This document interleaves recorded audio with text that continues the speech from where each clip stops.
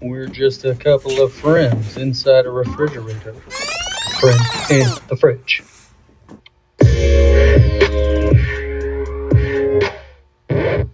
Fridge Friends Podcast. Hello and welcome to the Fridge Friends Podcast. I'm your host, Jake Martin, and I'm super excited to announce we got DJ Davis in the fridge tonight. What's up? What it do? Yeah. Roll up your weed. Let's get high. So are you in town for Tree Fort, I assume? Right? I am. Yeah. I mean, I stopped by to set fucking Boise on fire once again. Every time I come in town, there's always some shit. So. Yeah. Well, you come to Boise quite a bit. You used to live here too, right? Yeah, I spent 10 years in Boise before I moved to Las Vegas, and I miss it a little bit. You know, I made a lot of friends within that decade of being here. I do miss the cheaper cost of living. I do miss skiing and snowboarding, hot springs, and all that, standard white people shit. Yeah, all the Idaho outdoor enthusiasts, because that's the only thing we got going on. Like, I mean, skiing and snowboarding, I know black people that ski and snowboard, but like when it comes to hot springs, bro, no. None of my friends back home on the East Coast, they're not hip to hot springing and shit. They don't know nothing about driving up to Idaho City, getting a bottle of champagne, rolling up like 4 doobies, eating like 6 edibles, Yeah. and like just jumping into some like natural thermal, what's it called, like geothermal water, yeah. Geothermal water. Hot springing's a good time, man. Bro, it is amazing, especially if you go at nighttime and you're like off the grid and it's just you and your buddies and you got all the stars above you and shit. Yeah. It's amazing. The nature scene out here in Idaho is beautiful. Like, I even photographed the Milky Way out here at the Bruno Sand Dunes. Yeah. Is there like a specific time of the year that it's easier to see the Milky Way? Summertime. Yeah. Usually at the, let's say like middle of May till about September, well, end of September, about October. Okay. It's easier to see. All you gotta do is like look. I believe it's been a while since I like looked at it because I live in Vegas. So many fucking lights. Yeah, you can't even hardly see the stars. Even if you drive out, you have to drive out to pretty much where Area 51 is if you want to get some. If you want to see some good stars and shit. But for real, squeaking in the background for all the listeners. It's keeping us warm, but.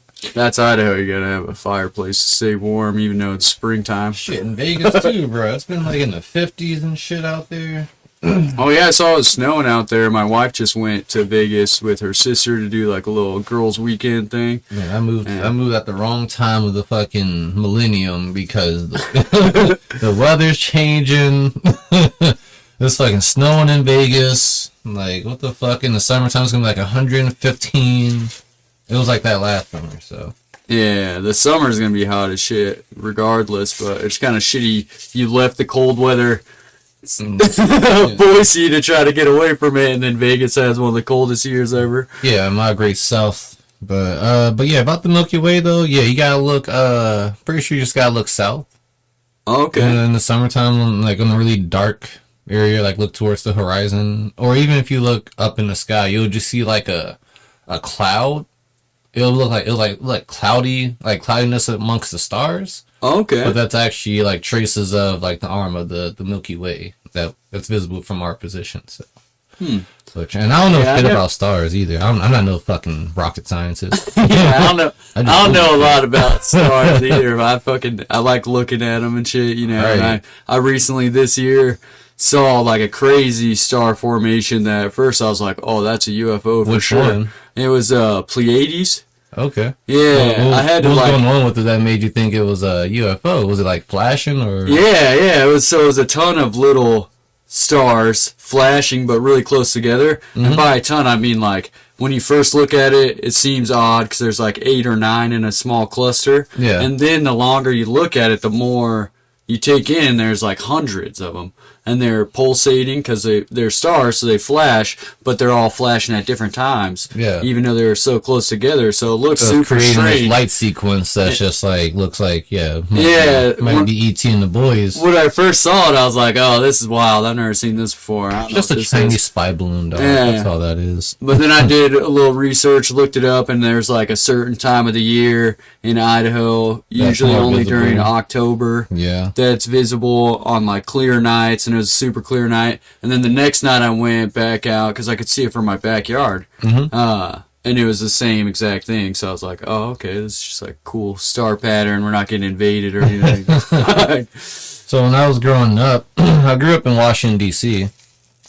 But visible in the sky pretty much all year round is a pulsar. And the pulsar is a specific type of star, but it flashes white, blue, red, and green. And I think there might be another color that might flash too.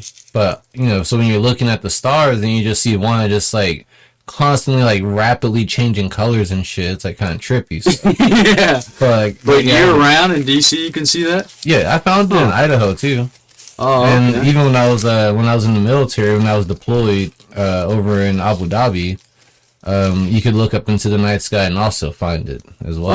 Oh, the same pulsar. Yeah, or That's it might pretty be cool. different ones because there are like billions of stars. So Yeah. I'm pretty sure it wasn't the same one, but it's really noticeable though. Yeah. But yeah, when I was younger, after I discovered that though and learned about what it was, I became really interested in like astronomy and shit. My cousin, she works for NASA. She does that's cool. shit. Like, Yeah. I think I don't know if she still does, but she used to launch rockets and shit. So, That's she is a pretty rocket sweet. science. Yeah. scientist. How long do you have to go to school to be a rocket I scientist? think she got I'm pretty sure she has like her master's. I feel like rocket scientist is like one of those things that you use as one of the top tier. Like, this is the smartest person. You know what I mean? You can't It's like just fucking Google the answers. it's like brain surgery, rocket scientists. Yeah. Those are widely revered as the smartest people in the world. But if you just get a master's, couldn't it be the same thing as like a guy who has like a master's in PE? He's just really good at fucking physical education. He just knows all the fucking all the calisthenics and shit. But but if you join, I guess one way to streamline being a rocket science is if you join the Space Force, Yeah, the Air Force, the new branch that's off the Air Force and shit. yeah. Because I have a buddy that I was stationed in Mountain Home with, and we used to work on the F-15s together.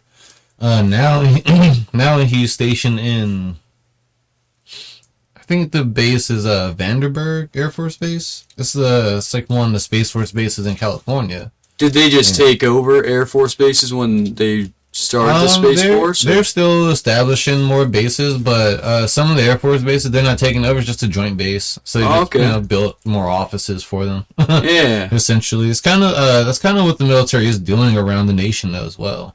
Like a lot of bases are going from just being like a single Air Force base to being a joint what is it called, like a joint reserve base or something? Like that? Yeah, and it'll be like Air Force on one It'll side, be Air Space and Force Navy. on the Well, other. Air Force and Navy, actually. Yeah. Oh, okay. But yeah, then they have like some Space Force departments. They'll have like some Army departments there too. So they're trying to, save money and kind of just put units together, different Yeah. branches together. Kind of. I thought it was strange when they first made Space Force and announced that they were making it and everything. It was a little peculiar because like the circumstances. Cause they're like, nah, UFOs don't exist, but yet we need a force to protect space. All right, but what threw you off about it? What made you raise an eyebrow? For one, we've never came up with a new branch of the military. I feel like Coast Guard, Air Force, Marines, National Guard, Navy. That's all we've ever had. Coast Guard's not even a part of the military anymore either. Oh, really? Yeah, they're part of a Department of Homeland Security. Oh, okay. But they still get, veteran discounts and they still get military benefits. I'm pretty sure that it'll be fucked up if they took that away from them. That's even a little strange to me because I know military all look at each other differently, and I feel like Coast Guard is always kind of looked at as a joke, Right. But if you think about it, it's crazy to be like, we have to have space protected, but our own coasts of the country are not a part of the military. Like, that's less important than making sure the UFOs that don't exist are. Yeah, I don't even understand. Well, I'm pretty sure if we just Google it, we'll see the answer, but I'm not even really 100% why they took the Coast Guard out of the military, but it's also, there's still Homeland Security, so I guess Homeland Security, borders. Well, and there's a new joke side of the military, you know, the Space Force, I'm sure, is now like the brunt of all the jokes. Yeah, they just got their own boot camp and shit too set up. So yeah. Yeah, I don't Is know. it the same as like Air Force boot camp, or do they have to like go in low gravity chambers and see who doesn't puke? And... Bro, that would be so fucking lit, man. Nah, I think it's from what I've seen about it. It's at Lackland Air Force Base, so it's still at the where the Air Force Base does all their basic training. Oh, okay. But I think they just have they have a slightly different rank structure though, so they'll just be learning more about the rank structure, the different commanders, and more the primary focus of the Space Force, which, from my knowledge, is like cyberspace and aero defense and shit. Oh, I didn't know like it also included cyberspace. Yeah, cyberspace is a big like portion of Space Force. That makes a lot more sense to me. Yeah, I thought it was like, just space. Yeah, because like the military branches, like the Navy, Army, Air Force, Marines, they all have like cybersecurity experts and stuff too. Yeah. And they have like their own roles when it comes to cyberspace. But with the I guess with the Space Force though, now they're able to like, you know, have a specific, you know, people that are just set up and ready to deal with these certain issues when they come about though. So. Yeah. See, I'm kind of ignorant to a lot of things in the military, but I always thought that intelligence agencies were in charge of all the cyber shit, like FBI, NSA, CIA. They all have their hands in it, in the pie. Yeah. What did you do when you were in the military? Was it the same job the whole time, or? Yeah, I was about to cross train before I got out, but I went in originally when I was enlisting, I signed up to be a firefighter. Okay. Right? Yeah. Me, fireman. Oh yeah. But actually, I ended up switching it before I shipped out the basic training because like fire protection was like it sounded cool, but like. I really wanted to be a load master. So I wanted to be the guy loading cargo on the big cargo planes and like flying around with it, you know, kicking motherfuckers out the back with parachutes on and shit. Yeah, that's pretty cool. It was like it's a flying enlisted aircrew position, and you travel so much. So and so I kind of had my heart set on that originally, but they were like, well, that job's not available right now, and you have to pick one of these jobs and shit. But little did I know back then, I was just so like eager to go and like, all right, fuck it, just give me that one. Mm-hmm. But if I would have just, you know, talked to someone and been patient, I could have waited until get the job you wanted. But and then they're probably good at talking people into. Yeah, I mean they don't. It's not that they're not lying to you; they're just not telling you the whole truth. Yeah, you know. So. Well, and they need somebody to do the other jobs too. Yeah, so they're not gonna be like critically manned, and they really need bodies to fill and shit. But yeah. But yeah, so I switched my job before going to basic. I chose to be a crew chief, a tactical aircraft maintenance apprentice. Okay. Also known as a crew chief. These are the guys, aircraft mechanics. Okay. Yeah. So you still get to travel with it quite a bit. I mean, you said you're in Abu Dhabi, so. Yeah, travel is a big perk to it. Because because pilots have to go to different temporary deployments to like for F-15s for our unit, you know, a popular one was like going to Florida and then going to Las Vegas. Okay. And shit, but sometimes you might get picked up to like go to an air show. You know, you might have to go to they might do a flyover somewhere or something. So. Okay, that's pretty cool. But if I was let's say if I was a crew chief on cargo airplanes though, they have another enlisted aircrew position that's a flying crew chief. Mm-hmm. So you're pretty much, you know, they need a mechanic to go with them. Yeah, you travel with the plane everywhere it goes. Yeah. That's pretty sweet. Yeah, and sometimes with, like, fighters, though, like, sometimes with the military, they don't send mechanics with them. Like, because over at Boise Airport, sometimes you'll see fighter jets land, it'll just be the pilots and shit. and then they just hop back in and marshal themselves out and shit. So Yeah, probably for more short distances and stuff like that, or is it just depend on the aircraft that they're like, oh, this one's definitely not going to break down? You have to have somebody in there. It depends on the mission, but sometimes though the plane will break. Yeah, I'll have to send mechanics out to fucking go fix it and shit. Well, I know, like I'll have a car that I'm confident in, and then I got a car that always has jumper cables in the back, a jack. Like this shit might make it, but I'm more prepared for it to break down. That's funny. Like, yeah, there were definitely some jets that it'll break more than others, and we don't know if we're gonna see it when they on the way back. Not in the sense like we don't know if we're gonna see if the plane's gonna crash or something, but we just don't know if it's gonna make it back up after they touch down. But it's probably pretty rare for planes to crash now, though, huh? Nah, yeah, it's pretty rare, especially like with today's technology. But you have a higher chance of being a train derailment, it seems like. Yeah. Going off the fucking rails and shit. Like, what the fuck's going on with that shit? Yeah, what I don't get is like trains is the oldest technology that we still use on a wide scale, like industrial. Yeah, the locomotive. Like there's so many industries that rely on it, and the Industrial Revolution is when they started like trains and steam engines and stuff, and first did the transcontinental railroad so that you could bring stuff all the way from the East Coast to the West Coast on one train load. If we're still relying that much for like deadly chemicals on such an old technology, you don't think over a couple 100 years they could have figured out how to make it a little safer than like, oh, somebody put some pennies on the tracks, I guess this whole town's dead. That's funny, the pennies on the track. Right, I'm just trying to figure out though, like, why would they be like, oh, let's just burn it. Let's just burn it and just get the chemicals in the air, and then once it fucking rains, and that no didn't one make thought much it sense all to the me way either. through about how this shit can get in the rivers, and the water is evaporated into the clouds, and Yeah, well, the whole reason they said they're burning it is because it's highly volatile, so it might explode, right? And then all that stuff's going to burn off into the atmosphere. So instead, but they just burned it into the atmosphere.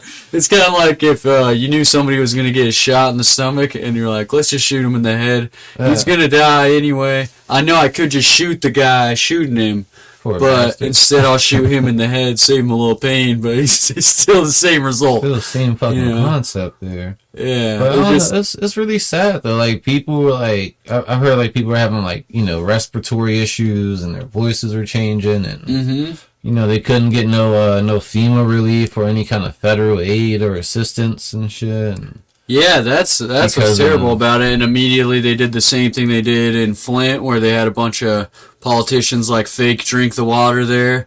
This is fine, I'll drink it, and they won't even take like a full mouthful of the water. You're like, people like live here, that's all they have to drink, right? It just helps me draw the conclusion more that like humans are a fucking cancer.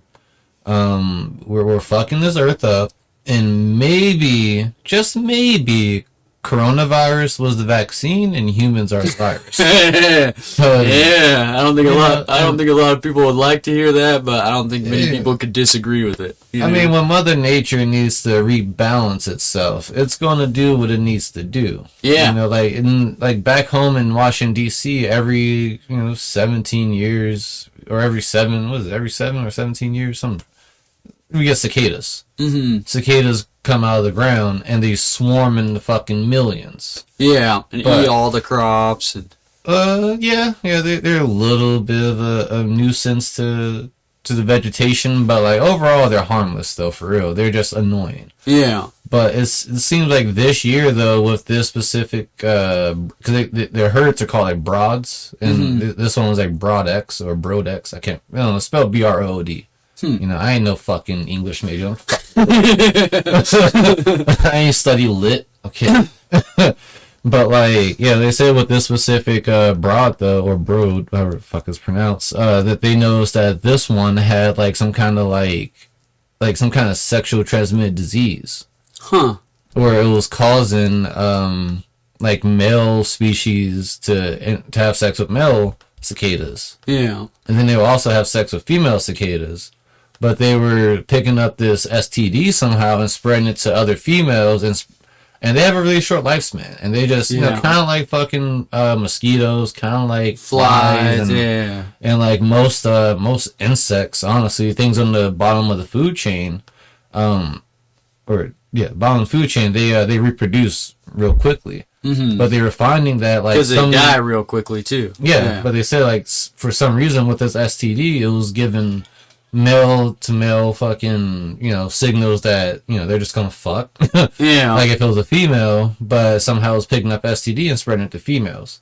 And, you know, the conspiracy theorist in me just thinks maybe that's just Mother Nature trying to rebalance these numbers. Yeah. Because the numbers are so fucking high and shit. But then there's also like a scientific explanation that, well, this fungus and this bacteria and mitochondria and, and all this shit. Some long explanation that doesn't make a whole lot of sense. I mean, there's a legitimate explanation. I mean, that just doesn't make sense to the, you know, to a brain like mine. Yeah. But then it's also like, well, maybe that's just Mother Nature trying to, you know, balance out the numbers because they're overpopulated and they're kind of fucking shit up now and need to slow it down a bit. Well, humans suck though. Overall. Maybe humans are kind of like that too, though.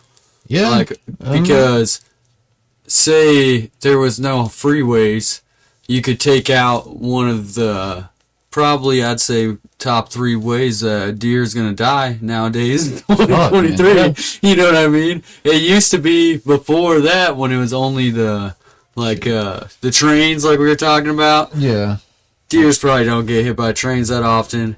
So most likely it'd only be a predator getting them. It seems now they got to have a higher population just to make the same amount of babies every spring and the same impact in the environment. If 1 out of 3 deers getting hit by a semi truck, you know. It seems like more deers are actually being like and hunting impaled, too. Yeah. Like back in my hometown, DC, like I've just seen like more and more videos, and I don't know if it's just because social media is just more prominent now, but I just see more and more videos of like animals and deers like impaled on people's fucking fences and shit because they're trying to jump over them, and they're building in these like, you know, what's once were like wooded areas, now like a whole subdivision with the fucking Costco. Yeah. You know, and these deer have to go somewhere, so they come out the woods and they're trying to move about. And they might not even be going somewhere. That could have just been where they lived right before they built that Applebee's there or whatever. Yeah. Or they come down closer to the city because they're just getting pushed inward and they just don't have nowhere else to go. Yeah. And like they get caught up on your fucking, you know, fence with the fucking points in them. Yeah, the iron fences. Yeah. And it's just like, fuck, what are you going to do for this guy? Like, he's just screaming in pain, you know? So, like, yeah, you know, if we that's gotta be rough. Imagine if that was your backyard, like, first move, are you trying to lift that kicking deer off the fence? Right. Or are you just like, put it down? Like, sorry, my guy. Do you call PETA? Do you call fucking ASPCA? Like, who's gonna help you? Pin? Yeah. Need something to stuff this J right fast. This might be a little fat. That'll work. But yeah, man, I was in the Air Force though. I was a crew chief, aircraft. I don't know how we got off the fucking deers. It's how it goes. I love how podcasts just go one way. You start here, you just end up here. Like that's just the cool thing about podcasting, and why I wanted to start one and shit. But yeah, joined the military out of high school though. I used to want to be a pilot. Honestly, I went to an air show when I was like about 7 years old. My uncle took me. Saw the Thunderbirds, and I was like, man, that's some cool shit. Yeah. Like, you know, planes all like in formation, rolling at the same time with the smoke and shit. They're loud, they're fast. It's super cool, super impressive too. Yeah, and so I was kind of determined from that point though to be a pilot, but then going through like high school, junior high school to high school, it's like, school's not really my favorite thing to do. Yeah. So it's like, well, you know, talk to a recruiter and shit, start learning about different enlisted jobs, and ultimately became a aircraft mechanic just because not because it sounded cool. Like on my resume, it says tactical aircraft maintenance apprentice. Like, Yeah. all those syllables, dog. Like you tell that to any employer, they're gonna automatically be impressed. They think you're fucking Top Gun or some shit. But nah, I also did just because like deep down my core, like I wanted to be around fighter jets and shit, and yeah, even though I was a photographer back then too, and I should have did photography.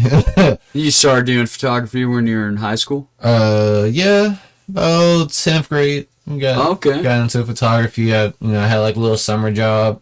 Went to Best Buy, got like a little Casio point and shoot camera. Yeah.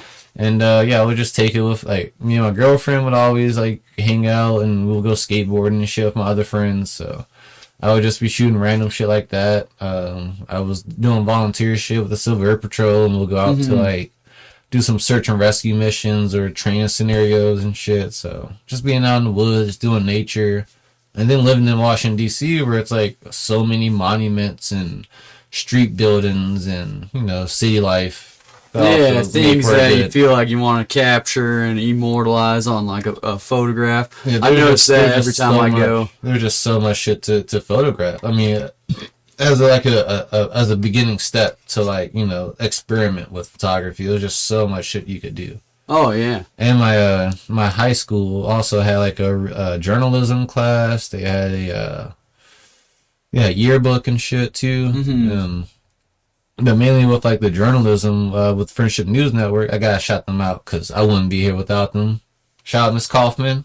Friendship News Network. FNN back at Friendship Collegiate Academy, my high school. Oh, okay. Where's that at? Washington D.C. Northeast. Oh, okay. Northeast side, because D.C.'s cut up in 4 corners. It's in 4 sectors, I guess. It's like southeast, southwest, northeast, and northwest. So when you talk to someone from D.C., you like, oh, you're from D.C.? What part? Oh, I'm from Southeast. I'm from Northwest. Or I'm from Uptown. Or, from South Side. So. Okay. But, fuck, what was I saying? Oh, yeah. You're talking about news in high school? That's right. So, yeah, but they have, like, a really dope-ass program where they have, like, video, photos. They had, like, a pretty much a TV studio in high school. Mm-hmm. So we made our own fucking broadcast like the segment. The morning announcements, all that. No, they had that over the intercom. That was some cheesy, bogus shit. Oh, okay. I thought it maybe some other fucking nerd was doing that. But no, we had a TV studio and we would just record it and then we would edit it.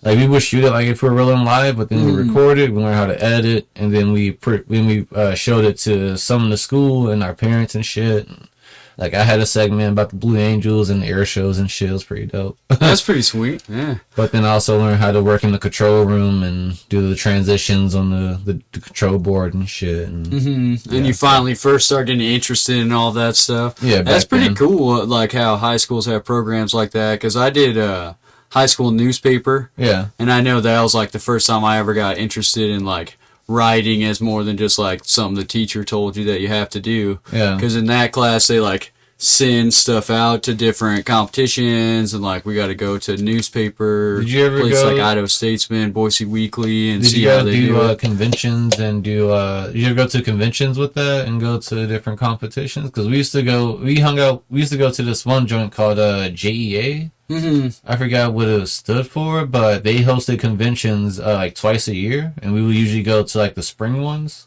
Like, we went to Arizona. They went to Kentucky the year before I officially joined the media club, but they went to Kentucky. Then I went with them to Arizona. Went to Portland. They did one in DC. That's pretty sweet. You do a lot of traveling. That was just in high school. Yeah.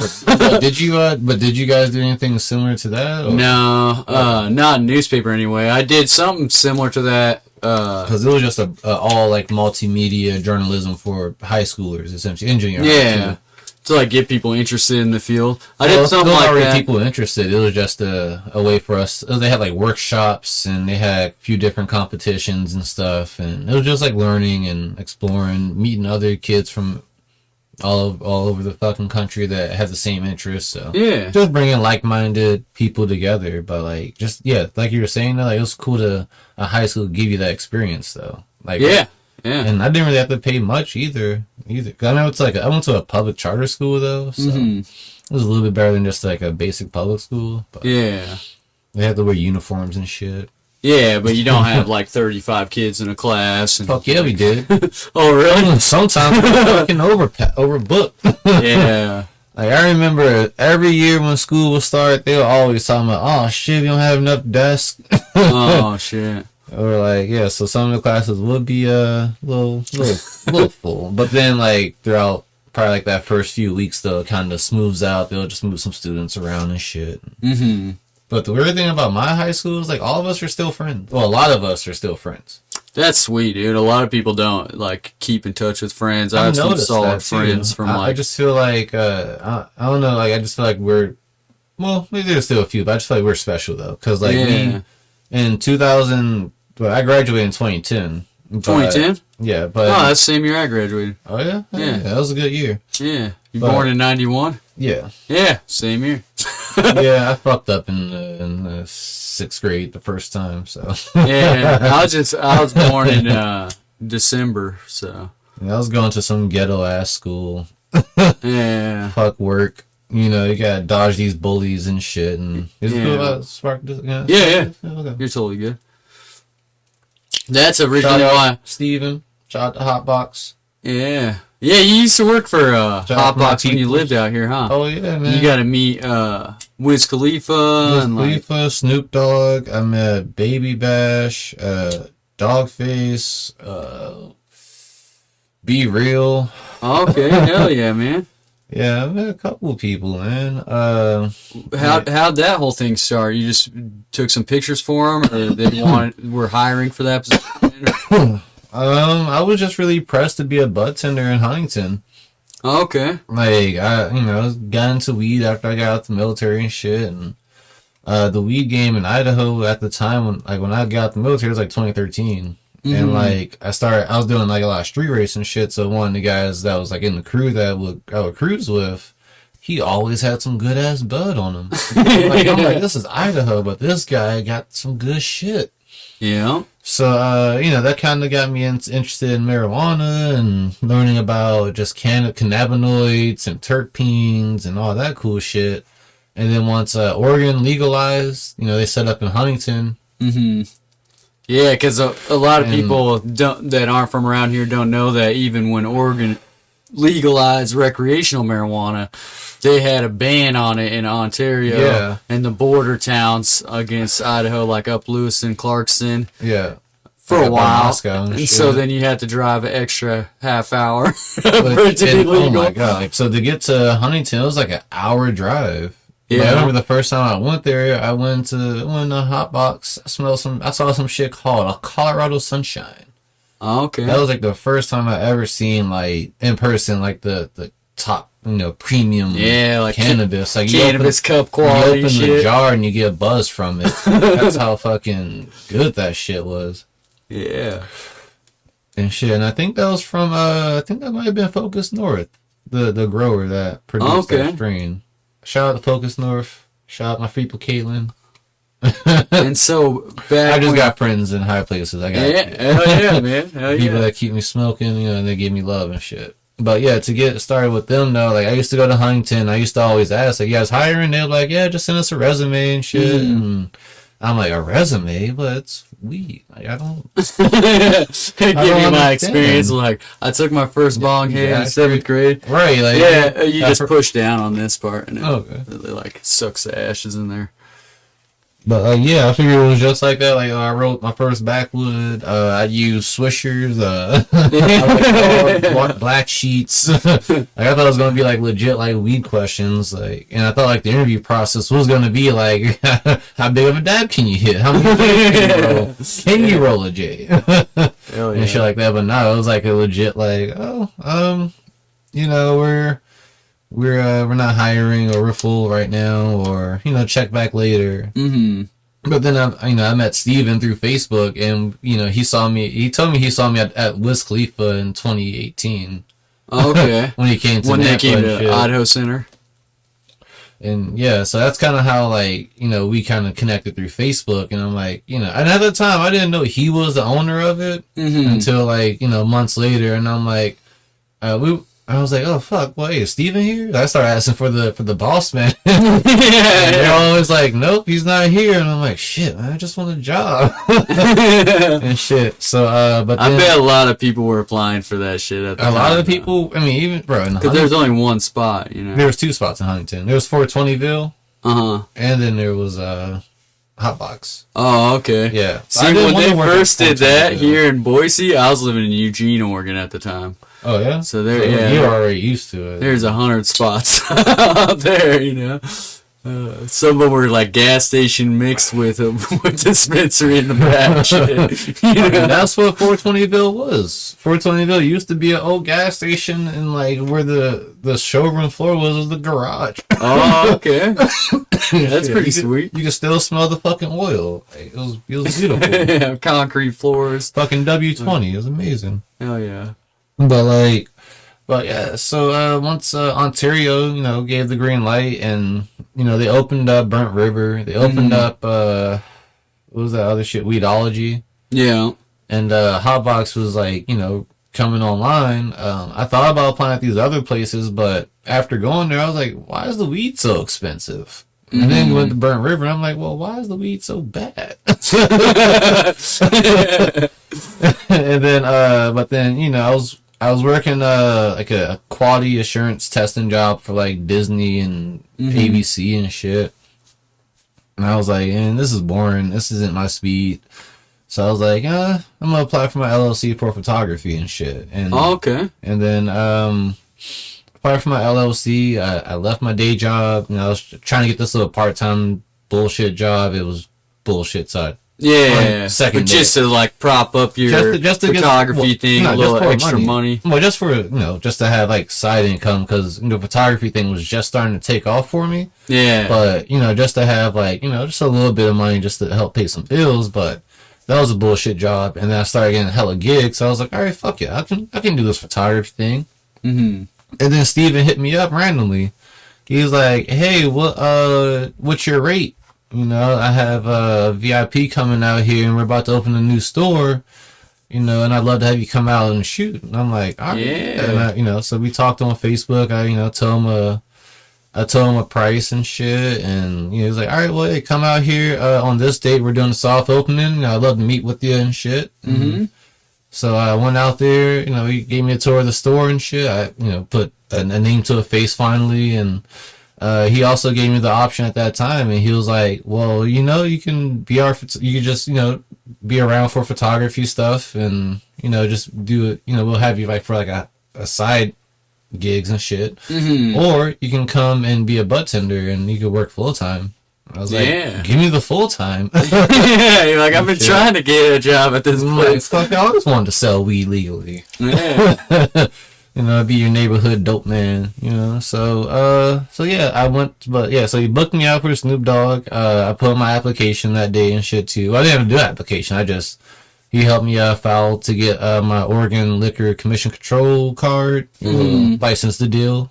Yeah. Get your license and shit. So I got that. He helped me get that, and and then I just have to wait for a start date to get filled in on the schedule and for the card to come in and shit. And then they just have you do bud tending, and then whenever they have a big event, they have you do all the photography. Well, when I was hired, when I did all the application stuff for the application for licensing and all that shit. Mm-hmm. It was also at the time that we determined that I was also going to do social media management, and Oh, okay. because you need someone to run your Instagram page. Yeah, if you're a definitely. big business and you're especially your niche market is like anyone from 21 to like 45 at this point. Yeah. If that's like your niche audience and like your biggest consumers of of your product, Yeah. it's best to have a social media face and someone that can keep high quality pictures going up, keep new content rolling in, keep the people engaged. And they know how it works to get it to a broader audience. And Yeah. I mean, at the time, I ain't know shit. I just knew, hey, just post nice pictures, use some hashtags, and yeah.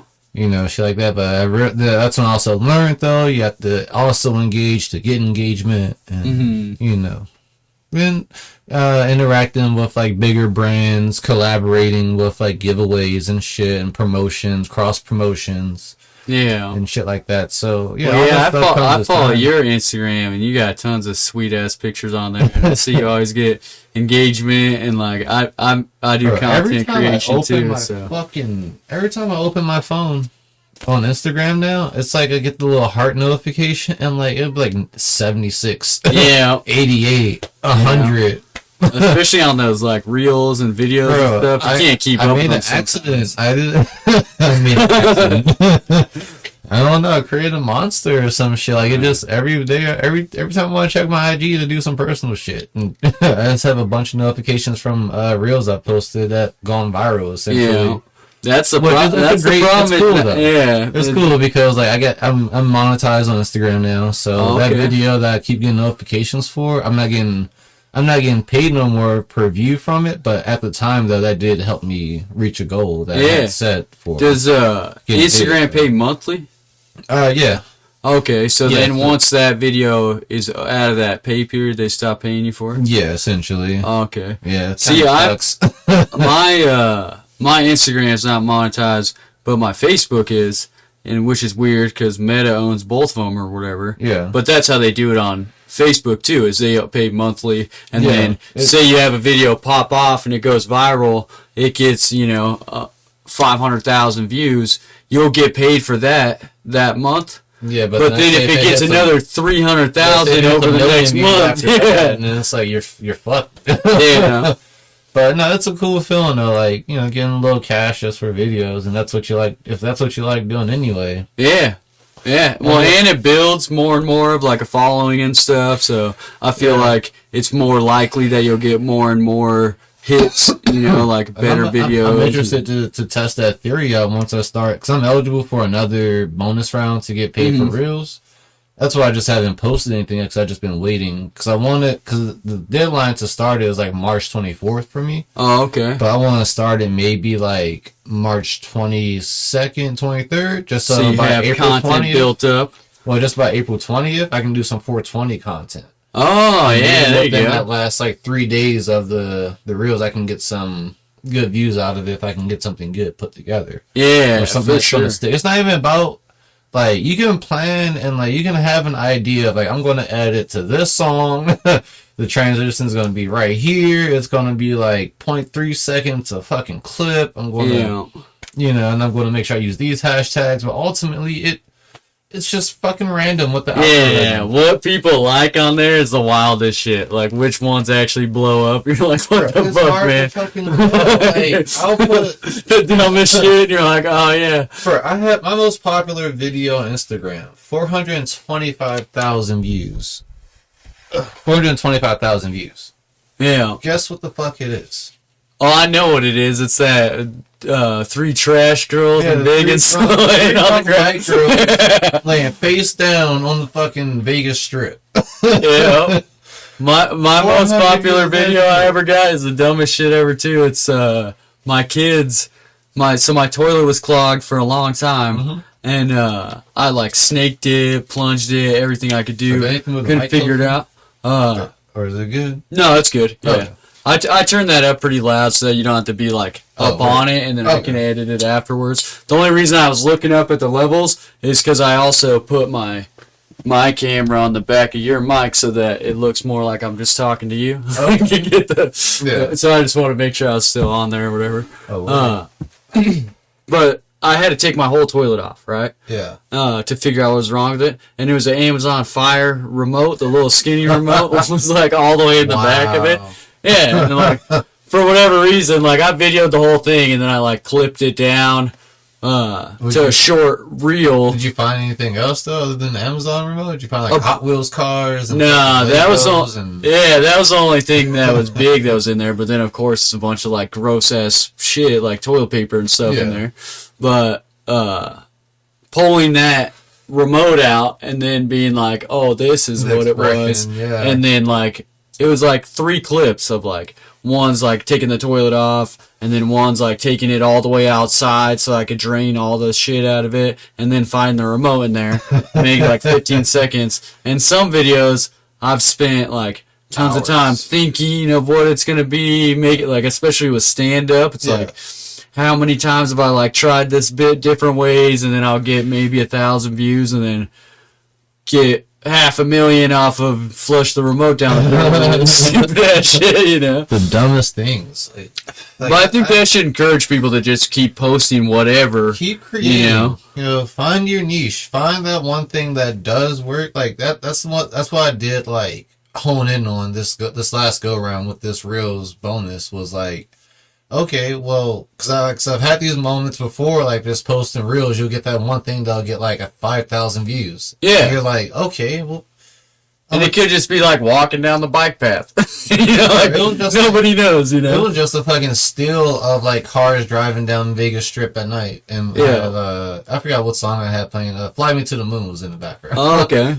And like, and it's like, okay, well maybe if I had the idea, I was like, all right, well let me just make another video of Vegas, but let me just edit it up. Yeah.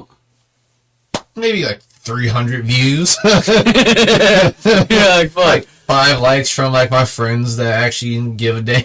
Yeah, and you put way more effort into like so, editing in transitions. So that happens to everyone like with these reels because everyone gets that mindset like, oh shit, I have a following, people are watching. Let me post this one thing I really worked hard on. Yeah, and it's like, fuck, you guys don't fuck with that. I tried. You're like, just show me a still of the beach. So like a motivational quote in the background. Yeah. Oh my god, I hate that shit. And I hate that people would like, use this trending audio and stuff. Ugh. You never know what's gonna work though. Like you met Dogface 208 or whatever. Yeah, that guy's perfect proof of that. That he's like fucking longboarding, drinking cranberry juice, listening to fucking Fleetwood Mac. Game changer. It just changed his whole life. Yeah, and now you see him now. He's coming to fucking Freeport. Yeah. Oh yeah. Yeah, I worked with him last March actually too on the music video project. Oh, okay. Yeah, we went to Portland, Oregon. That's pretty sweet. Yeah. I didn't know he was involved in Treefort this year either. Yeah, he's supposed to be making some kind of like celebrity guest appearance at the skate park because they do Skatefort. Yeah. And I think, and he's also like his boys, his friends, DRG and fuck, I forgot the other guy's name because it's been so long since I've like talked to them and shit. Yeah. Dino, that's his name. Dino, DRG, and Dogface. Okay. Yeah. So they've been posting on their social medias like they have some stage time as well for a performance. So nice. That'll be sweet. Well, yeah. Treefort's always a big thing for Boise, so like that's exciting. The more people that get involved in that. Like the only time I come out here when there's cool shit going on. Yeah, I remember I saw you at Treefort last year in Boise. Hey, this time they're paying me for it, so. Hell yeah! But did they got you on for like doing photography at a couple different shows or? Yeah, they have me on a schedule. It's my schedule is Wednesday through Saturday. Okay. They give you like a 4 days working and 1 day to party and shit, and they kind of let sweet. you pick the day off you want it. But I really want Sunday off because we already discussed we want to try to get our photos. Yeah, do a little family photo action. I mean, the weather looks kind of shitty. It's just been like that in Boise. We might have to. I mean, we can still meet up at the park, and I'd love to still do some black and whites with the cloudy skies if that's cool. Maybe bring an umbrella. Yeah, yeah. We can do some. We'll figure something out. Happen. Yeah. But yeah, it's Sunday is gonna be my day off, and yeah, I just can't wait, to get into Treefort, just that feeling, that personal feeling of like walking into the main stage area and like you're coming from the back of the crowd through the entrance, you see just a silhouette of people dancing, partying, waving signs, you got the lights flash on the band, you hear the audio, the music through the big speakers and shit. You feel the bass in your body, and it's like, it's like, all right, this is where I belong, like that. You get the feeling, the tingly feeling in the bottom of your balls. Like, this is it. Yeah. You just know this is right. So yeah, I just can't wait for that feeling to come along. I mean, I get that feeling pretty much from like every venue I go to shoot, if it's like in Vegas or here. But it's something about like, anywhere where everyone is like gathered together and they're all having a good time. Right. I feel like that energy just radiates out of it. You know? And you're like, this is where it's at right here. Yeah. It's even more intense on fucking hallucinogenics. Oh yeah. Well, that's last year when I met you at Treefort. There was a little comedy show going on, and there's some different comics from like LA and stuff. Yeah. we all had that idea that, yeah, this would be way better if we're all on mushrooms, you know? But we still had to perform, so that was interesting. Yeah, I did do some mushrooms last year and I got stopped by the police. Oh, damn. That's a rough one. I got jammed. Me and my boy got jammed up by the cops. They thought you were Because smoking or something? We were smoking. They just got there too late. Just smoke. It was just a fucking roach. Fuck. And like, no, like what had happened was we had me and my boy, we had like, you know, ducked off into an alleyway behind, like, by the Idaho Power. Yeah. Downtown Idaho Power. Like, there's that alleyway. Not like the big building, but like they had like the building where they be charging the fucking hybrids and shit. Yeah.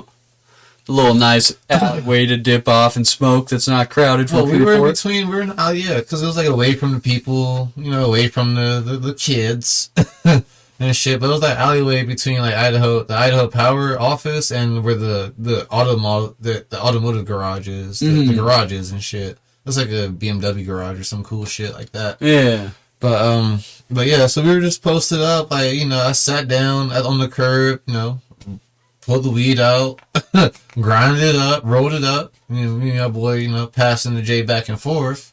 But then, like, you know, we were just about done, but we also just took some mushrooms probably like 45 minutes before that.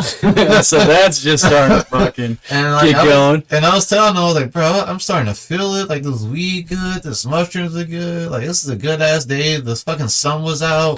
Bro, it was shaping up to be the perfect evening. Yeah, everything's just a real little nice. smoke break, man. And like, cops rolled up on down the alleyway. They didn't cut the lights on, but you just see the cop car. And I didn't even see it. My boy was like, "Oh shit, here comes BPD." And Yeah. I was like, "Oh god!" And he had the J in his hand. We had the roach in his hand. The cops roll up, get out the car, and it was like, "What you guys got going on?"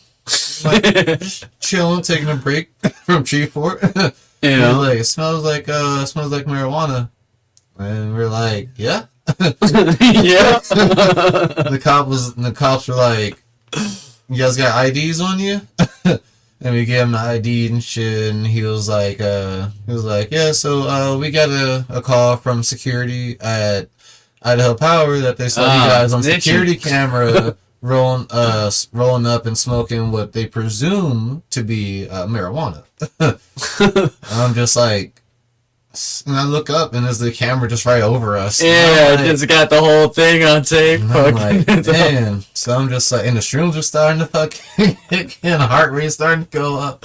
So I'm trying to play it cool, and I'm just like, yeah, you know, we smoked some weed, but I'm a disabled veteran, and I was deployed. I had a shoulder surgery 2016, because like when I was deployed, on the jet, they had like these big 2,500 pound GPUs on it, and they were about to scramble, and I was coming from under. I hit my shoulder on the jet, and which resulted in me having a shoulder surgery, and I was depending on opioids, officer. And so I'm just, you know, I'm down opiates, and like, you know, just a little bit of weed. You know, my back hurt, my feet hurt because on my foot, we were looking at JFS, and it slipped out, and it fell on my pinky toe. My pinky toe was all sideways. Fuck. And I was just trying to Yeah. come up with whatever. Like, let me pepper keep in up. past opioid use, past military service career. Disabled.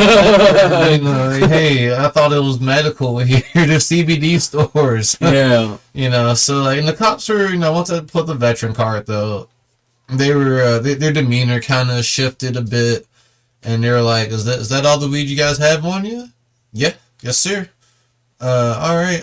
Here's your IDs. You know, weed is not legal in Idaho. You know, don't let us catch you again. Oh, that's cool. At least they were cool about it. You feel like the demeanor with police changes quite a bit whenever you tell them you're a veteran. Fuck yeah. That's why I have man. veteran plates now. Yeah. I get pulled over for doing 10 over. Yeah, that's legit. At least But- there's some type of camaraderie there where, like, The scary part about that situation was, though, I had a backpack, right?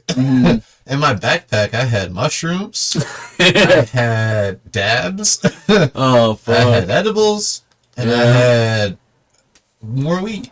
Yeah, but in Idaho they give you fucking 4 separate charges for that shit. Bro, that Take you would to have jail. been Fucking. that probably would have been 20 years to life.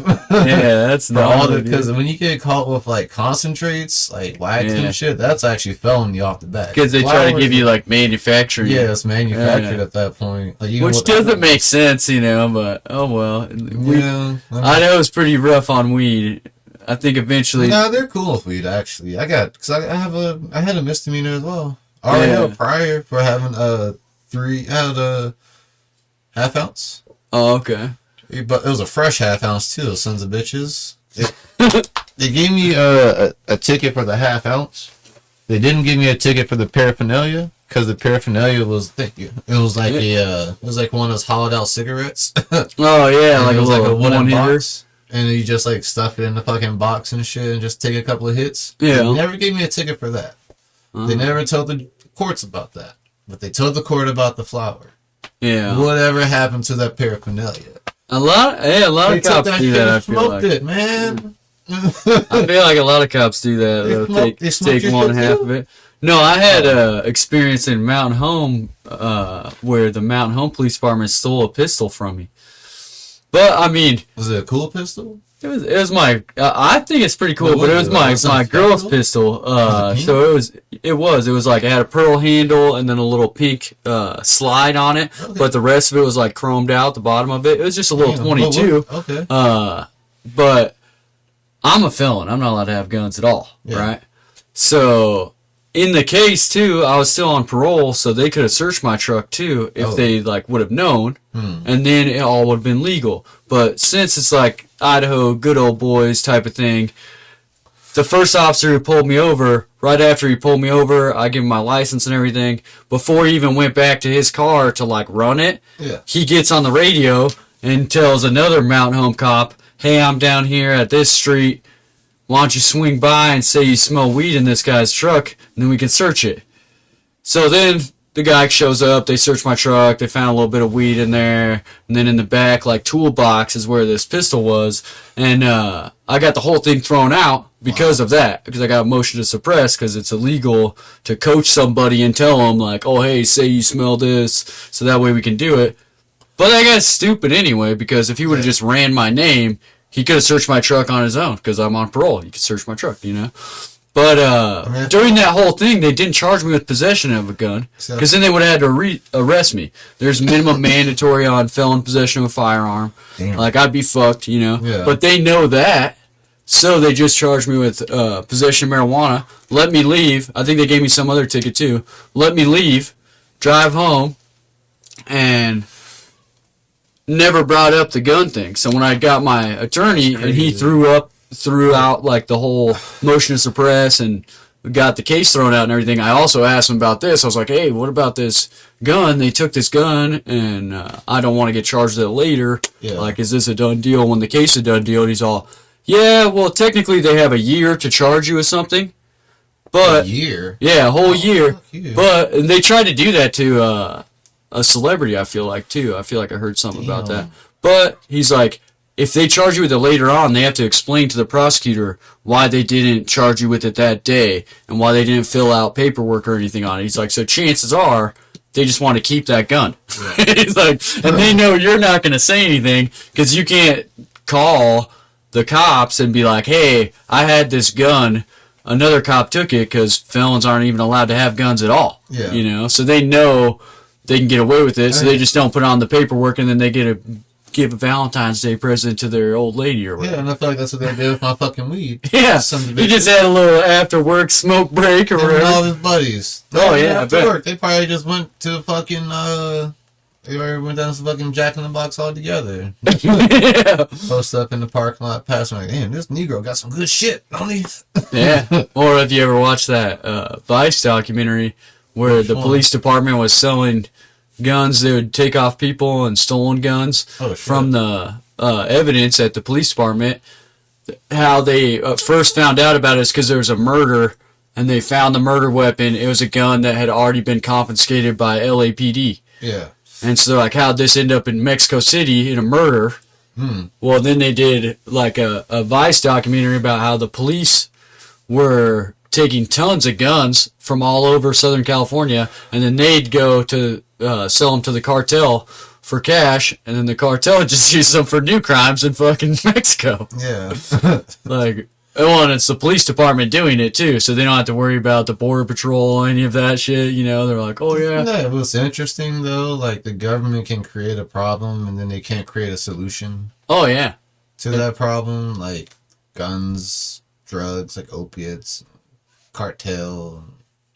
Yeah, they create Right. tons of problems because the thing is that they're not concerned with any of the problems. They're just concerned with how much like revenue, how much money they can make off of everything. So they're like, we'll create an ongoing problem like that where they already solved the problem in one instance. Oh, we got these guns off the street that were used in commission of a crime, Yeah. and then they just dump them back out on the street that's because they want money out of it. They're like, well, we don't really care about the guns not, Yeah, 'cause being there's- out there shooting people.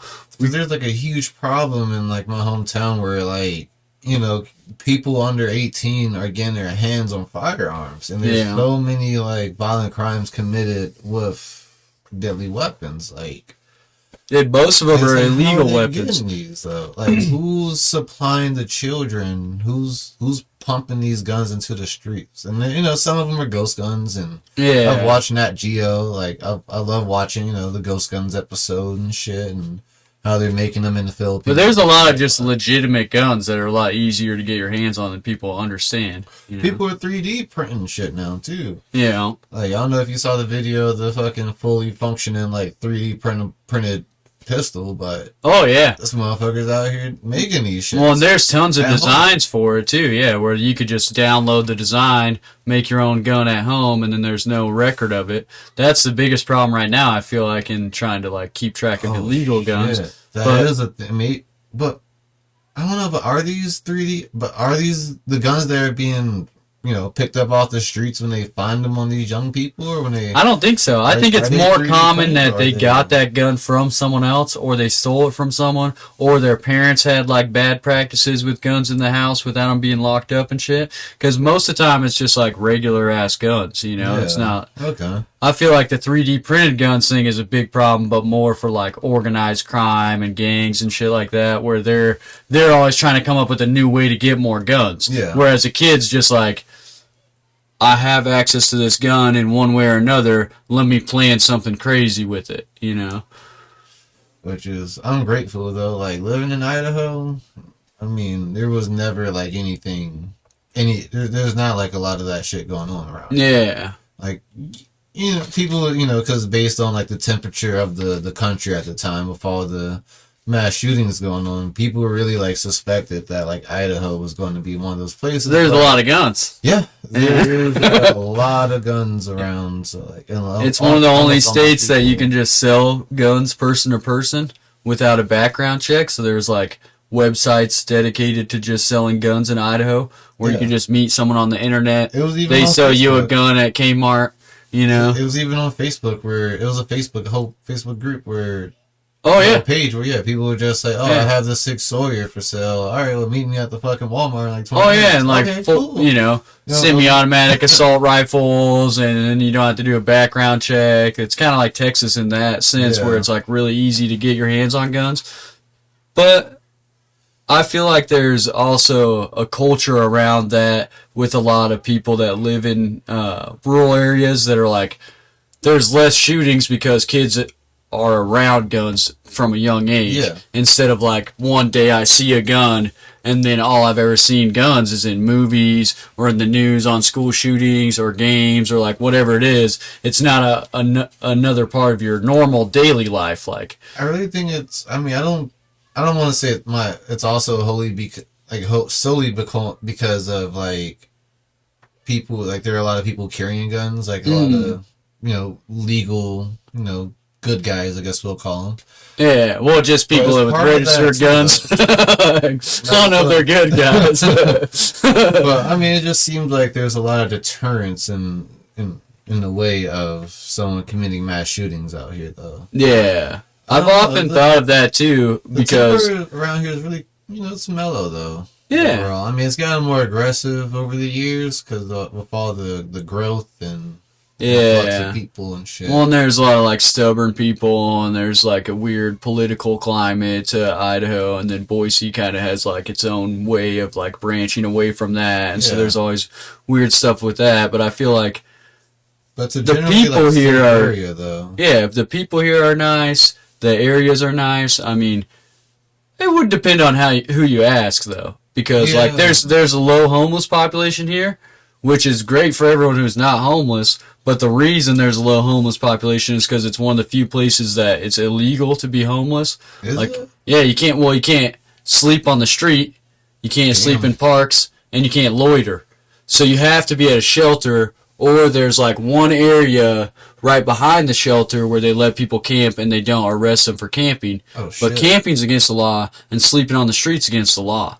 Oh, so- so they still do it anyway. Yeah, well, then they try to Seems like it's slightly round enforced. people up for that to an extent, Yeah. which is why you don't see like how almost anywhere in Oregon, also like Seattle, I a bunch found of the areas of Skid Row. Washington. I found the Skid Row of Las Vegas the other day. Yeah, Fuck. just I stumbled thought- on it. Yeah, I did not see this side. I did not know this side of Vegas existed. I seen like a homeless encampment. I feel like patches of homeless people and they're homeless people that like sleep under the city, like under the Yeah. fucking spillways and shit. Oh, that's crazy. Yeah, and some of them get washed away like every couple months. Oh, damn. Yeah, I even met even before I moved to Vegas. When I was bud tending, I bud tended a former firefighter that was from Vegas, Mm-hmm. and he told me stories about how like he'll get dispatched to calls and he has to like try to save people that are drowning under the fucking city, and That's crazy as Yeah. shit. Just because they're trying to find somewhere to sleep under they there. just want some shelter. Yeah. But like the Skid Row of Las Vegas, bro, like no one talks about it. Yeah. No, none of the locals that I know, none of my friends that have been there for a minute. It's not really like a topic around the news or nothing. Like, I don't know if I just found like a glitch in the matrix and I'm making this shit up. But it's like a big encampment where Bro, tons it of was- people live there. Not even a encampment. It's just like fucking like 3 or 4 blocks long of just Oh, damn. tents and like raggedy looking Shacks spots and shit. and just people just walking around. You can tell they looked all fucked up. Yeah. And it's like so on both sides of the fucking street.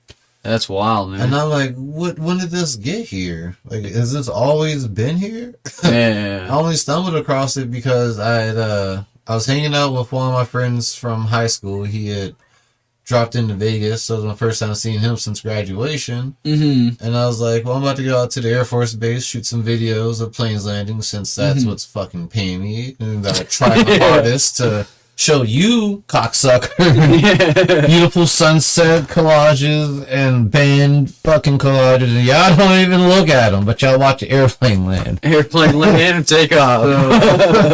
So I was on my way, so I was like, fuck, I'm gonna go across town and go to the Air Force Base and get some landing videos.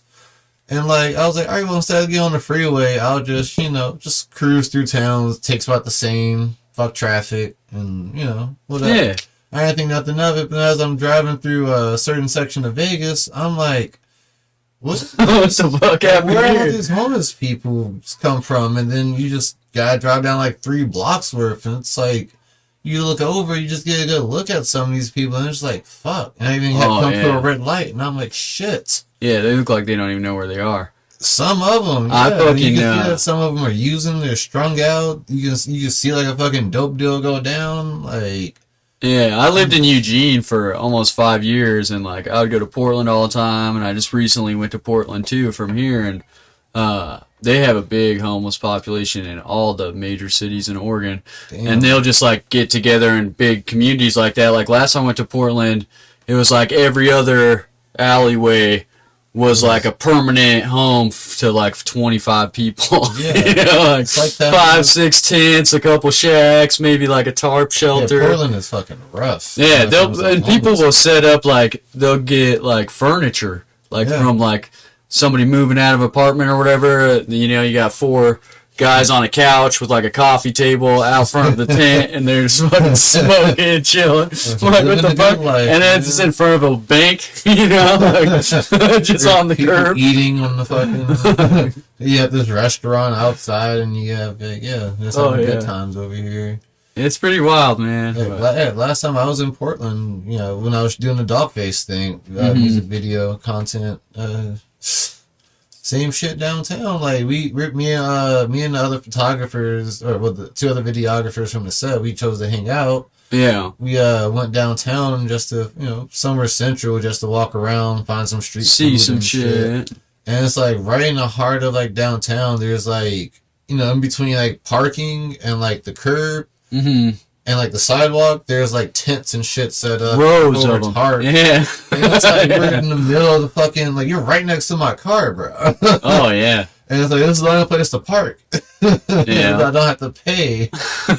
And it's like, just like these, like, they're just all over. Just like, you know, what are they doing about this in Oregon? Do you know? What are they trying to do to fix this? Are they? I think Oregon is more Or is that open what they to go it, to? where like That's just acceptable. they Like, accommodate to it quite a bit. Where like they have man.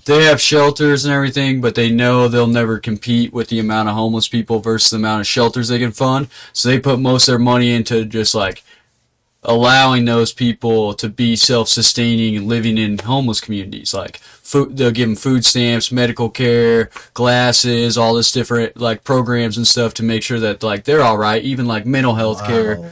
But they can't afford to house all of them. And I feel like when I lived there, That's I a knew quite a bit of catch-22. homeless people, and I feel like some people moved there Yeah. to be homeless That was like because the they runway know like capital. hey, I could Or set up a was. tent here, no one's gonna bug me, you know, like the laws are real lenient, I'm not gonna end up in prison for doing blow with the homies or whatever, you know, which anywhere else, every other state you're going to. And I know like my food will get taken care of, my medical, all my basic amenities. It's like they can literally. So they just- they could live off of bare minimum and not yeah, have to. a fucking tent and like a fire pit. Yeah, Like it's just scary just driving like down the freeways. You just see them like in the dividers where the grass areas are. You'll just see like a whole fucking condo of, you know, like plywood and fucking cardboard and shit. Like yeah, that's wild, man. ugh. I don't know what the solution is to that problem Yeah, either, though, I never because I know heard of it. Idaho's thing, For real. like why there's not a lot here, is 'cause, like I was saying, it's Yeah, it's illegal. illegal. I don't think that's right either, though. If you got nowhere to go, I don't think you should go to jail. Like Yeah. for sleeping on a bench or something, I don't think you should go to jail. But I also don't know if like almost encouraging homelessness like helps out No, at all, it because doesn't you help can either. see in the states that do that their problems out of control. I think maybe it as we like get more into the future of like automation and less people working like the lower income jobs as far as like service industry, fast food, like Denver opened to all automated McDonald's, Yeah. where it's just an IT guy, all the rest of the jobs are done by robots. As we get more into that, more people will be displaced from what our normal economy is, which homeless people already don't fit into. They're not able to make rent and all these things happen the way that a normal citizen does. Yeah. We'll have to visit more of like a community housing type of situation where they have all people in one way or another have their basic amenities met, including like where you live, or else you'll have more and more people that aren't able to afford to live So somewhere. would it be like you know? assigned living, kind of like how they do in Probably. North Korea? Yeah, 'Cause probably. That's how they get. That's how they live in North Korea. It's like, if the better your job, the better the type of house or apartment they'll give you. Yeah. They'll probably have it something similar to that, where it's like you that's could choose scary to to live think wherever you about. want if you can afford it, but if you can't, then there's a whole neighborhood in town that's all ranked houses that are paid for by the community. So it's not like you necessarily like would have to do that, Then, like, but will the terms the and option of like a agreements- tent is no go. You Yeah, know. like, what will the terms and agreements be like with that shit? Like, are they gonna let you just still be like all liberal and let you have your freedom and? I would hope so, Or are but they gonna chances be like are the super government's like- going to be less freedom, which is the scary part about it. But they might have to stop doing that, because the main reason why you can't get homeless people to stay at a shelter is because shelters have rules where they're like, you have to be sober, you can't be drunk, can't be doing drugs, you can't bring your dog in, whatever their rules are. That's what's going to create a other, different niche of homeless people. Yeah. I don't want to go by these rules, which they already don't want to do now. Yeah, that's what I mean. So I think maybe they might have to go more lax on the rules in that instance. I know there's small examples of that, like in Eugene, they have a couple places like that where it's like apartments that are only for people who are like, they're homeless, so they're trying to get back on their feet, and they have to do some type of program, so they give them apartment to stay in, and it's all a neighborhood of only people who were homeless and are trying to like get back on their feet. But if you did it on a large scale, you'd have to do something else. In other regions, like in more urban communities, that's kind of like the what the ghettos were. And then the projects and shit is the same thing, where it's like free rent, but it's the worst area you could ever live at. So would that just create more? Maybe that could.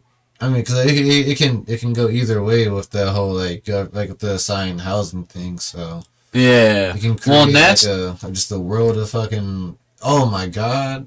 It's going back to that fucking District 9 movie. That's what the world of ghetto. This is going to be us dirtbags down here thugging it out on Earth, and all the fucking yuppies up there on the fucking Halo ring. That's the age-old problem, though. If you think about it, it's like, if you go up there and invite, they're going to blast your ass out of the fucking universe. Like, the only way to avoid that is like if you have the government assign where people live.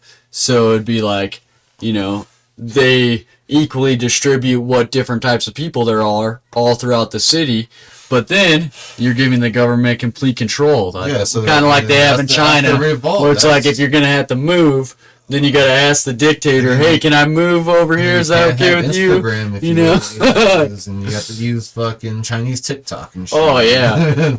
But then if you don't, and you just base it off of like whoever needs a free house, they all live in the same area of free houses, then that area will like ultimately become the worst area of town. I guess like what the what would cause it to go I guess bad for them would be if depending on the rules as we talked about. Yeah. So like if it's a chill place, I don't give a fuck. This is it. All right, cool, and we can do what we want. All right, bet.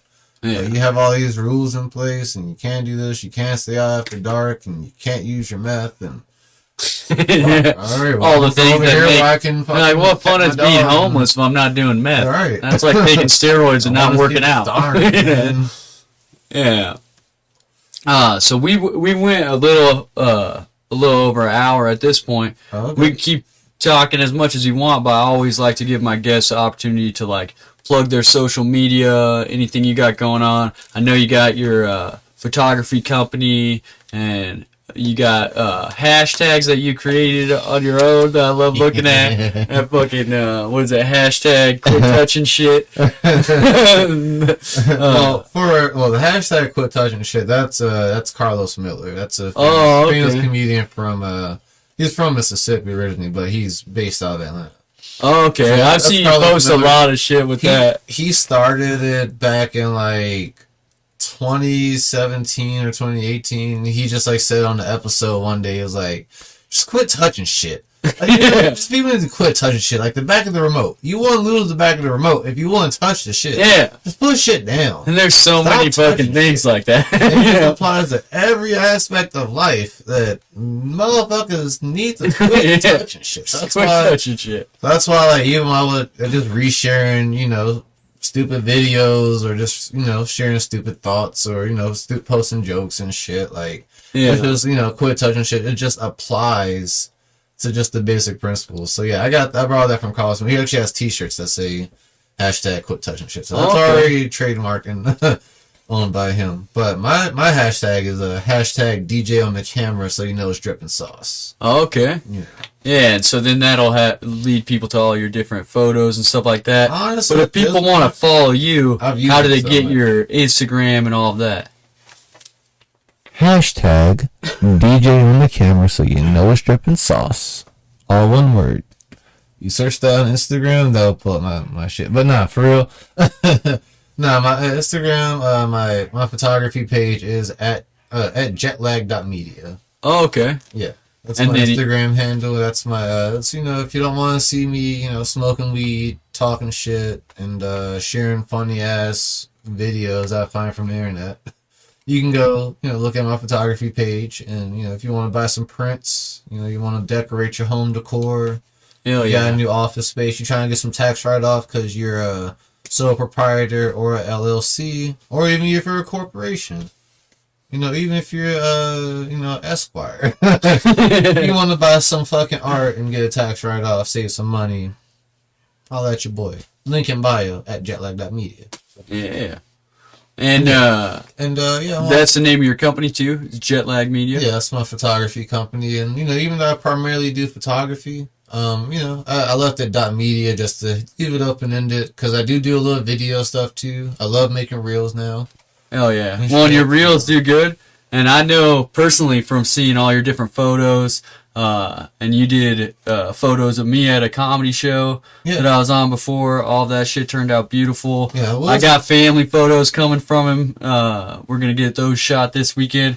If you guys need any pictures or video work or anything, even if you can't get him while he's in town this time around, he loves Boise. He's always coming back. Hit him up, man. Hey, if you got the money, you got anything going on, I can move shit around. Okay, I will readjust my calendar. Just talk to me. Just let me know what you got going on. What's your budget? I'll make some shit happen. Hell yeah. And we've been seeing him around Tree Fort too. Yeah, if you see me around Tree Fort, pass me a J. Give me some mushrooms. Buy me a beer. If you already have a beer, give it to me. I don't know. Hell yeah. Okay, I'm here for a good time now, long time. And the rest of the year, if I got any listeners out in Las Vegas, he'll be out there. But like I said, he's coming to Boise all the time. So if you need work for him and you're a Boise listener, still hit him up. You'll get something on the schedule. If you need some weed, go to High Supply. Go to Hotbox. Yeah, shout out Hotbox. Make sure you stop by Red Eye, coming soon to Ontario. Just supplying the world with the needs. Hell yeah. I have to plug my people, though. I gotta shout out to my people, because I wouldn't be here without them. Yeah. Especially when Steven hired me in 2019 and gave me the opportunity of a lifetime to come out and photograph. We never even talked about that part, though. Mm-hmm. I'll double back real quick. But when we, when I was hired by Hotbox to go to Ontario to the new store I was opening, when they were opening, Steven booked me he originally he consulted me for the price. Mm-hmm. He booked me and Snoop Dogg was coming out. Yeah. So I had the opportunity to photograph fucking Snoop Diggity Dogg. Yeah. And did you know that when he first interviewed you about that it was going to be Snoop, or? He told me I just couldn't, I just had to keep it on the DL. Yeah. It was like one of those, client confidential. Can't tell everybody about it and shit. Client attorney privileges. Yeah. As I call it. Because, it was me and Steve and we was in the Regal. And then you got opportunity, obviously, to be around Snoop quite a bit. And actually, Snoop didn't show up until it was time for him to go on. Oh. So they had a DJ. I forgot the guy's name, but they had a DJ there, pretty much just DJ on the main stage all day. Throughout the evening. He was an amazing guy. I forgot his name, but he lives in Vegas too, actually. I should look him up. I have his tags. Yeah. I should hit him up when I get back home. Oh yeah. But so he had him going, and then Snoop, he didn't show up till maybe 15 minutes before his set time. Yeah. He pulled up in a fucking convoy in a fucking Sprinter van. Oh, okay. He hopped out, just walked right on stage, had 2 blunts rolled up already. 2 fat ass backwoods with a fucking ceramic fucking tip. Fuck yeah. This motherfucker. All business. He's not trying to hang out. Yeah, shit seemed like that. I mean, he stopped for a couple photos with the owners and shit. Mm. But that was about it. He came out, did a set. There was millions. There wasn't a million people there, but there was at least.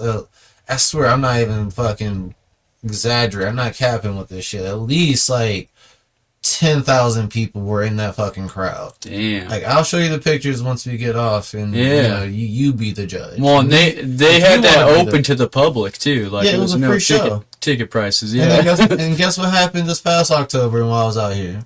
Another free show. Wiz Khalifa. Yeah. Same thing. Fucking big ass. Same thing. And even though I don't work directly for Hotbox no more, but the same shit. Steven loves me that much, and he loves supporting my small business.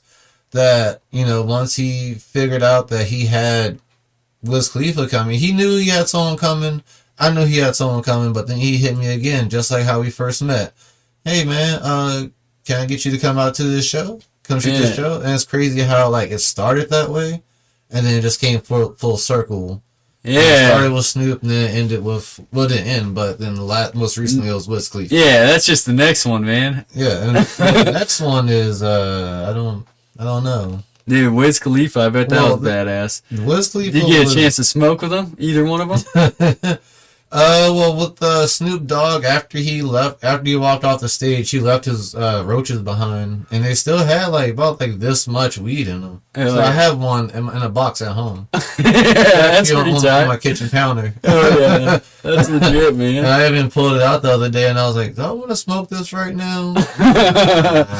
Smoke the Snoop Dogg's blunt. Yes, and I'm saving it for, I don't know, maybe for a special day. Maybe I might put it in a case. Yeah. In a special glass case, but no, it's been sitting in my special little raw box.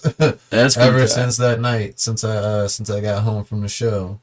But then with Wiz Khalifa, I didn't smoke with him, but he did pass out. He was puffing J's, and he did pass a few out to the crowd and shit. That's pretty tight. I know most rappers hold Wiz Khalifa up there with one of the people they wouldn't want to try to keep up with on smoking. Bro, have you seen the video of was it Wiz Khalifa and Snoop Dogg having a smoke off? It's out of hand or what? Yeah, they're just I think Wiz. I'm pretty sure it was Wiz and Snoop, and they're both just just fucking puffing tough. And that's what 1, 2, 3, 4. I bet Wiz could take more dabs. I mean, I can't remember how it played out. It's been a long time since I've seen that video, but yeah. So yeah, Wiz is held up to that high caliber of he's only smoking the finest. He came out on a different level with his own pre-roll, ready to fucking go. Oh yeah, talking about hold up, we them boys. Yeah, and they both have their own lines of weed and shit too, which is pretty tight. I mean, I'm gonna have my own line of weed one day too. Hell yeah, me and Steven gonna make that happen. Yeah, you got any idea of what type of strain you would want if you had a dream? Death Star OG crossed with fucking jet fuel. Oh, okay. I'm gonna call that shit Picture Perfect. Fuck yeah. You had me thrown off with the jet fuel and the Death Star. I thought it was gonna be some Space Force shit and bring it back around. You're like, Picture Perfect. Yeah, you're gonna get high as a motherfucker. It sounds better. Picture Perfect. Oh yeah. I want to be like a little photo base, little photo theme. Yeah. Yeah. So I'm gonna try to make something happen. I mean, it's only right, to be the only. Well, not the only, but maybe I don't know. I haven't heard of another photographer having their own weed strain before. Yeah, I don't know. I've heard of rappers. It'd be a cool thing to market too, because then you could be like, this is, take pictures and be like, this is what the world looks like through the eyes of. Yeah, I make a little sativa strain. I'll make an indica side. If you want something more, chill eyes. You want something more awake. Yeah, I just saw they had these new Photobomb was another strain name idea too. That's a good idea. Yeah, but, what would you say? Oh, they had these new dab cartridges. That's 3. You got an indica, hybrid, sativa. And then you flip the switch on the bottom to decide what one you're gonna hit. So you could mix it up. You could have a little sleeping weed. You can create a trifecta. Yeah. Once. No, I think you can only operate each one at a time. But it's able that way you don't have to screw on different ones or buy 3 things. You could have each a hybrid, an indica, or sativa, all on the same little pin. That's cool. Yeah, I feel like that. I don't know. I saw it on online on like social media. It's probably available in any of the 10 shops in Ontario, but we're gonna get it at Hotbox Farms. You know what I just thought of? Imagine like a fucking like the select, like the not the select, but like the like a standard like select, like the battery, like the skinny ones. Imagine that, and like at the tip, how you screw on one of them. But imagine if you can screw on 2 others on the side. Yeah. And you make yourself a little cross. Yeah. So it looks like a cross joint, but digital. It's a cross vapes. Yeah. And you can hit all 3 at once. Hell yeah. Y'all better not steal that shit. Don't steal that idea. I'm watching. Or you could have one that's like a revolver. A revolver chamber. Yeah. It's just different cartridges on it, and you turn it. Hit it. So you can play roulette with it. See again. But so you can put, y'all not doing this shit. Do not. I swear to God. I know a really nice lady. Yeah, the vape who works in the cartridge. law offices, and she'll help me patent this shit, and Yeah, she will don't be give you a stealing cease any and of these desist. ideas. I will Cardi B your ass. Don't fuck with me. The vape cartridge roulette. That's when you put 5 in there. That's weed, and 1's DMT. Yeah. Look. You don't know what you're gonna get. And then the other one's gonna be fucking peyote on the other side. Yeah. Because then you don't know what you get. Every once in a while, a guy goes and gets his head blasted off. Wow. You can put kratom in one of them too. Yeah. Yeah, no, that would be a fun game. Yeah, I'm looking forward to Tree Fort, and yeah, shout out to Steven, shout out to Hotbox. If you need some weed, High Supply, Hotbox, and Red Eye opening soon. Coming soon. Hell yeah. To a J I think review.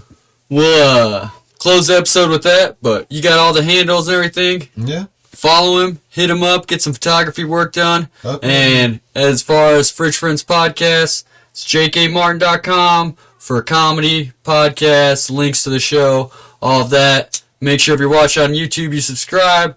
If you're watching on Spotify, I don't know, follow me, whatever you do on there. I appreciate you guys. And make sure you're sharing the podcast with your friends. And always keep a little bit of weed on you. You never know who you're going to fucking run into. You might be the only one in the room sitting there with the fucking, a guy from Quality Control, the record label, with the Migos and shit. You might be the only one in the room amongst like 20 other people. This man might ask, who got some weed? No one else had no weed. You got some weed. Guess what you do? You roll up a J with this guy, and now you guys have become best friends. Yeah, and you got a moment to And bond now you over. got his phone number, and now you have access to one of the biggest record labels in the fucking country, in the world, actually. Hell yeah. So just keep a little bit of weed on you. You never know who you might meet. You never know what a little bit of weed could do for you. Make sure it's good weed, too. Don't be smoking that mid.